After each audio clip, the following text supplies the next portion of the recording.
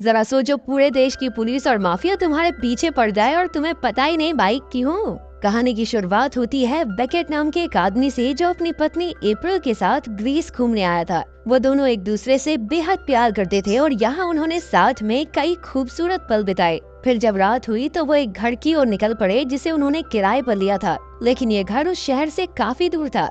इसलिए उन्होंने फैसला किया कि वो दोनों बारी बारी से गाड़ी चलाएंगे। लेकिन थोड़ा दूर जाते ही रास्ते में अप्रैल की आंख लग गई। खैर बेकेट गाड़ी चलाता रहा, लेकिन कुछ ही देर में वो भी सो गया और तभी उनकी गाड़ी सड़क से हटकर एक गहरी खाई में जा गिरी। उनकी गाड़ी जोर जोर से पलटती हुई नीचे बने एक घर से जा टकराई। उस वक्त इस घर में एक औरत और एक बच्चा मौजूद था। खुशकिस्मती से बेकेट ने सीट बेल्ट लगा रखी थी, इसलिए इस हादसे में उसे थोड़ी बहुत चोट ही लगी। लेकिन इस दुर्घटना में उसकी पत्नी अप्रैल की मौके पर ही मौत हो गई। जब बेकेट ने अप्रैल को देखा तो वो ये सदमा बर्दाश्त नहीं कर सका और वहीं बेहोश होकर गिर गया। इसके बाद जब उसकी आंख खुली तो उसने खुद को एक हॉस्पिटल में पाया। डॉक्टर्स ने उसे बताया कि उसकी पत्नी की मौत हो गई है और फिर उसे पूछताछ के लिए पुलिस स्टेशन ले जाया गया। बेकेट ने पुलिस को बताया कि जहां उसकी गाड़ी का एक्सीडेंट हुआ उस घर में एक औरत और एक बच्चा मौजूद थे। उसने पुलिस वालों से पूछा कि वो दोनों तो ठीक है ना, लेकिन पुलिस वाले ने कहा कि जहां उसकी गाड़ी का एक्सीडेंट हुआ वो घर तो कई सालों से बंद पड़ा है,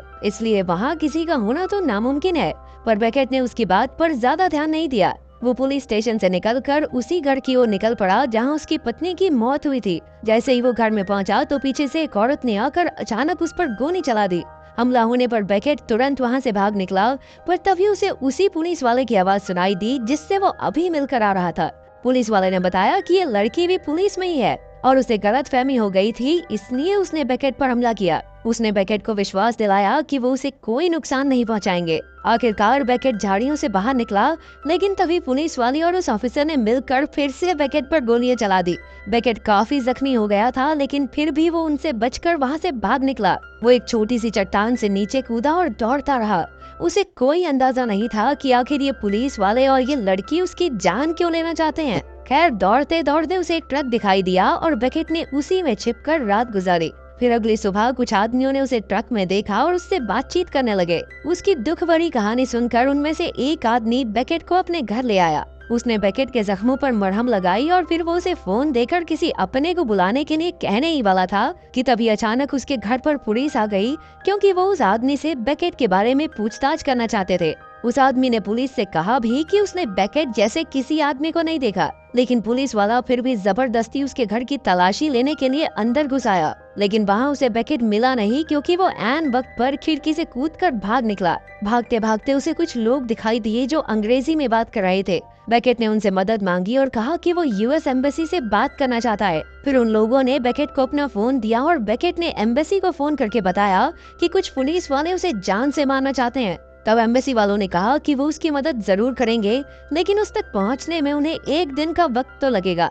इस पर बेकेट ने कहा कि ना ये थोड़ा ज्यादा जल्दी हो जाएगा, एक काम करता हूँ मैं ही आ जाता हूँ, पागल आदमी एक दिन में मुझे मार दिया तो। आखिरकार उसने उन लोगों का फोन लौटाकर उनका शुक्रिया अदा किया और अपने रास्ते पर निकल पड़ा। कुछ ही देर में वो एक ट्रेन स्टेशन पर पहुंचा, जहां से ट्रेन लेकर वो अमेरिकन एम्बेसी तक जा सकता था। पर जैसे ही वो ट्रेन में घुसा तो एक पुलिस वाले ने उसे देख लिया और वो भी बेकेट के साथ जाकर बैठ गया। ऑफिसर उसका पीछा करते करते यहाँ तक आ पहुँचा था। अब बेकेट ने ऑफिसर के चंगुल से बच निकलने की कोशिश की, लेकिन ऑफिसर ने उसे बुरी तरह पीटना शुरू कर दिया। उसने सभी यात्रियों से कहा कि बेकेट एक खूंखार अपराधी है और वो उसे पुलिस स्टेशन ले जा रहा है। तभी ऑफिसर ने बेकेट पर गोली चलाने की कोशिश की, लेकिन बेकेट ने उसका हाथ मरोड़ दिया और गोली ऑफिसर के पैर में जा लगी। इसी मौके का फायदा उठाकर वो ट्रेन से भाग निकला और रास्ते में उसने किसी का फोन लेकर एम्बेसी को फिर से कॉल किया। लेकिन जब एम्बेसी ऑफिसर को ये पता चला कि बेकेट के हाथों एक पुलिस वाले को गोली लगी है, तो उसने कहा कि जब तक बेकेट खुद को पुलिस के हवाले नहीं करता तब तक वो उसकी कोई मदद नहीं कर पाएंगे। इस पर बेकेट का दिमाग बुरी तरह घूम गया। अबे पागल, वो मुझे अरेस्ट नहीं करना चाहते, गोली मारना चाहते हैं, समझ में आ रहा तुझे? अब वो चुपचाप आगे बढ़ता रहा, लेकिन तभी अचानक उसे कई दीवारों पर एक तस्वीर दिखाई दी। ये तस्वीर उसी बच्चे की थी जिसे उसने एक्सीडेंट के वक्त घर में देखा था। अब बेकेट उन लोगों के पास गया जो ये तस्वीर चिपका रहे थे और उनसे इस बच्चे के बारे में पूछा। तब जाकर ये खुलासा हुआ कि ये बच्चा करास नाम के काफी बड़े नेता का बेटा था। करास इस बार राष्ट्रपति के इलेक्शंस लड़ने वाला था, इसलिए विरोधी पार्टी उसके बेटे डीमोस को अगवा करके करास पर दबाव बनाने की कोशिश कर रही थी कि वो अपना नाम वापस ले ले। ये सब सुनकर बेकेट को समझ आया कि पुलिस उसे इसलिए मारना चाहती थी क्योंकि उसने डीमोस को देख लिया था। लेकिन बेकेट ने उन लोगों को सच बता दिया कि उसने घर में इस बच्चे को देखा था। फिर उसने इन लोगों से अमेरिकन एम्बेसी तक पहुंचने के लिए मदद मांगी। लेकिन जैसे ही वो उनके साथ गाड़ी में बैठने लगा तो उसकी नजर उसी पुलिस वाली पर पड़ी जो उसे ढूंढते हुए यहाँ तक आ पहुंची थी। अब बेकेट तुरंत गाड़ी के ट्रंक में छिप गया और जब पुलिस वाले उन लोगों से पूछताछ करने आई तो उन्होंने झूठ कह दिया कि हाँ दीदी, ऐसा आदमी तो वहाँ गया उस तरफ। आखिरकार पुलिस वाली के जाने के बाद वो भी वहाँ से निकल गए और बाद में उन्होंने बेकेट को ट्रंक से बाहर निकाला। उन्होंने उसे बताया कि वो लोग करास की ही रैली में हिस्सा लेने जा रहे हैं, क्योंकि उनके मुताबिक अब करास ही ग्रीस को बचा सकता है। फिर थोड़ी दूर जाते ही उन्होंने देखा कि सड़क पर गाड़ियों का जाम लगा हुआ था और पुलिस वाले सभी गाड़ियों की तलाशी ले रहे थे। लेकिन पुलिस के आने से पहले ही बेकेट गाड़ी से निकलकर 9-2-11 हो गया। इसके बाद वो चलते चलते ट्रेन स्टेशन तक पहुंचा और मेट्रो में बैठकर एम्बेसी की ओर निकल पड़ा। लेकिन जैसे ही वो ट्रेन से उतरा तो उसके चारों ओर पुलिस ही पुलिस मौजूद थी। अब बेकेट ने चुपके से वहां से निकलने की कोशिश की, लेकिन एक अंडरकवर पुलिस वाले ने उसे सीढ़ियों पर ही धर दबोचा। उस पुलिस वाले ने बेकेट के शरीर में कई बार चाकू घोंपा, लेकिन बेकेट जैसे तैसे उसके चंगुल से बचकर भाग निकला। तभी रास्ते में कुछ लोगों ने उसे जख्मी हालत में देखा तो उन्होंने बेकेट की मदद की और उसे अमेरिकन एम्बेसी तक ले आए। आखिरकार एम्बेसी पहुंचकर बेकेट ने सुख की सांस ली। एम्बेसी वालों ने उसका इलाज करवाया और फिर स्टेफन नाम का एक ऑफिसर उससे मिलने आया। उसने बेकेट को बताया कि उसकी पत्नी की लाश 1 घंटा पहले ही यहाँ आई है। अब उसे वापस अमेरिका पहुँचाने की तैयारियां की जा रही थी। इसके बाद बेकेट ने ऑफिसर को शुरुआत से लेकर अब तक जो कुछ भी हुआ सारी बात बताई। स्टेफन ने उसे बताया कि पहले तो पुलिस उसे अंडरकवर होकर मारना चाहती थी, लेकिन जब से उसने एक पुलिस वाले के पैर में गोली मारी है तब से पुलिस ने उसे एक अपराधी घोषित कर दिया है। स्टेफन ने उसे सलाह दी कि उसे खुद को ग्रीक पुलिस के हवाले कर देना चाहिए, तभी एम्बेसी उसकी कुछ मदद कर पाएगी। उसने बेकेट को भरोसा दिलाते हुए कहा कि उसकी सुरक्षा के लिए वो अपने एक ऑफिसर को उसके साथ पुलिस स्टेशन भेजेंगे। इसके बाद वो सुरक्षित एम्बेसी में वापस लौट सकता है। स्टेफन ने कहा कि भाई डरने की कोई बात नहीं है, मैं पूरी जांच के दौरान तेरे साथ ही रहूंगा वहाँ पे। इसके बाद वो दोनों एक गाड़ी में बैठकर पुलिस स्टेशन की ओर निकल पड़े। लेकिन बेकेट को अब भी लग रहा था कि दाल में कुछ काला है और हुआ भी कुछ ऐसा ही। कुछ समय बाद स्टेफन ने एक डिवाइस के जरिए बेकेट को बिजली के झटके देने की कोशिश की, लेकिन बेकेट ने बखूबी अपना बचाव किया।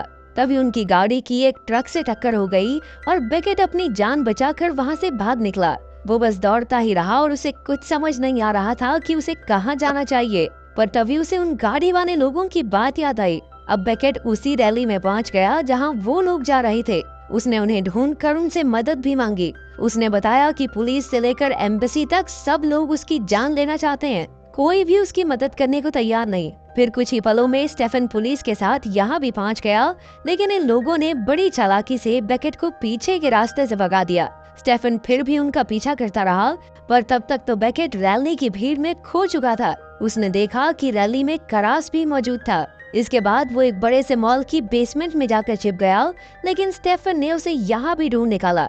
वो बेकेट को जान से मारने ही वाला था कि तभी उसे एक जरूरी फोन आ गया। बेकेट ने इस मौके का फायदा उठाकर एक पत्थर उठाया और स्टेफन पर हमला कर दिया, लेकिन स्टेफन ने गिड़गिड़ाते हुए उससे कहा कि अब वो उसे नहीं मारेगा। असल में अभी आईफोन से उसे खबर मिली थी कि करास के विरोधियों ने उसे मार डाला था, इसीलिए बेकेट से उन्हें कोई खतरा नहीं था।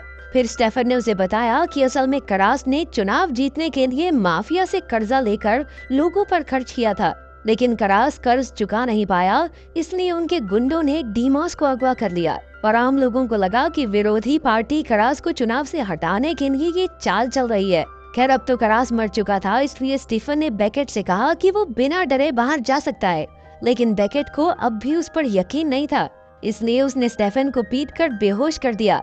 इसके बाद उसने स्टेफन की बंदूक उठाई और बाहर निकल आया। तभी उसकी नजर उसी पुलिस वाली पर पड़ी जो शुरुआत से उसकी जान लेना चाहती थी। बेकेट ने उसका पीछा करके देखा कि वो उसी पुलिस वाले की गाड़ी में बैठी थी जिसने उस पर चाकू से वार किया था। अब बेकेट का दिमाग सटक गया और उसने उन दोनों पर गोलियां चलाकर जख्मी कर दिया। बदले में पुलिस वाली ने भी उस पर गोली चलाई, लेकिन बेकेट ने उसे पीट कर बेहोश कर दिया। इसी बीच वो दूसरा पुलिस वाला भाग निकला। बेकेट ने उसका पीछा करने की कोशिश की, लेकिन वो उसे पकड़ नहीं पाया। फिर भी वो अचानक बिल्डिंग की छत से कूद गया और नीचे जा रही ऑफिसर की गाड़ी पर जा गिरा। उसने जबरदस्ती ऑफिसर को बाहर निकाला और बुरी तरह पीट पीट कर उसे भी बेहोश कर दिया। कुछ ही पलों में काफी भीड़ जमा हो गई और अब लोगों को ऑफिसर की गाड़ी के ट्रंक से आवाजें सुनाई देने लगी। जब उन्होंने ट्रंक खोला तो उसमें से डीमॉस निकला। तब ये खुलासा हुआ कि पुलिस भी माफिया से ही मिली हुई थी। आखिरकार डीमॉस को अपने घर पहुंचा दिया गया और अपना बेकेट भी बदले बदले लेके अपने देश वापस लौट आया।